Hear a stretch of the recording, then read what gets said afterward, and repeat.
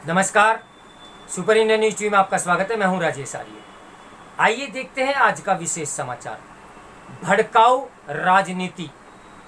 सेना में भर्ती के लिए लाई गई अग्निपथ योजना के विरोध में कई राज्यों में बड़े पैमाने पर आगजनी और तोड़फोड़ के शर्मनाक सिलसिलों के बीच कई विपक्षी दलों की ओर से जिस तरह इस योजना को वापस लेने पर जोर दिया जा रहा है, वह एक तरह से आग में घी डालने वाला कृत्य है।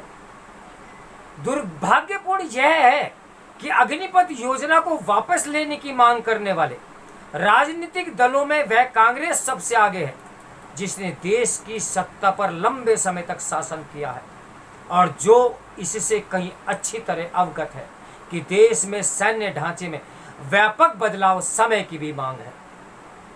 क्या कांग्रेस को यह पता नहीं कि भारतीय सेना के तीनों अंग किन समस्याओं से दो चार हैं और उनका प्राथमिकता के आधार पर समाधान करना कितना आवश्यक है? ये समझ आता है कि अग्निपथ योजना के कुछ प्राविधानों में संशोधन परिवर्तन की मांग की जाए, लेकिन इसका तो कोई मतलब नहीं कि उसे वापस लेने की जिद की जाए। विपक्षी दल ऐसी जिद करके एक तरह से उन युवाओं को भड़काने का ही काम कर रहे हैं जो अराजकता का परिचय दे रहे हैं।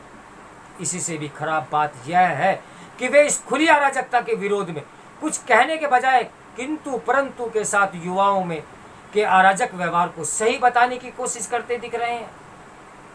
क्या इससे अधिक गैर जिम्मेदार राजनीतिक और कोई हो सकती है? एक ऐसे समय जब दुनिया के सभी प्रमुख देश अपनी सेनाओं की औसत आयु कम करने, संख्या बल घटाने, सेवा शर्तों में बदलाव करने, वेतन पेंशन वर्ग खर्च में कटौती करने के साथ उनका आधुनिकीकरण करने में लगे हुए हैं, तब इसका कोई औचित्य नहीं कि भारत ऐसा कुछ न करे, और वह भी तब जब सुरक्षा के मोर्चे पर चुनौतियां बढ़ती जा रही हों।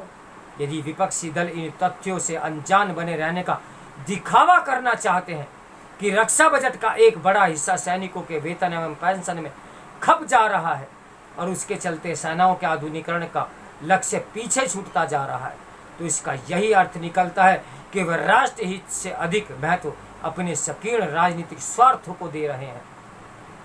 अब जाकर यह स्पष्ट है कि विपक्षी दल अग्निपथ योजना के विरोध में उत्पात मचा रहे युवाओं की आड़ में अपनी राजनीतिक रोटियां सेक रहे हैं।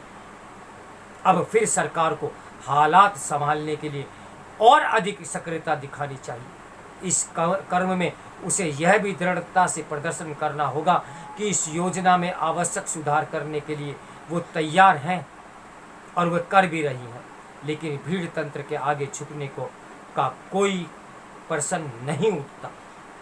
जबकि समाचार ये भी आ रहा है कि वास्तव में युवा नहीं है, जिसके अंदर देशभक्ति की भावना है वो युवा नहीं है। इसका पोल आज नहीं तो कल खुलने वाला है। ये वही तंत्र है जिन्होंने कृषि कानून CAA का विरोध किया। तो इंतजार कीजिए अगले समाचार का। नमस्कार, मैं हूं राजेश आर्य।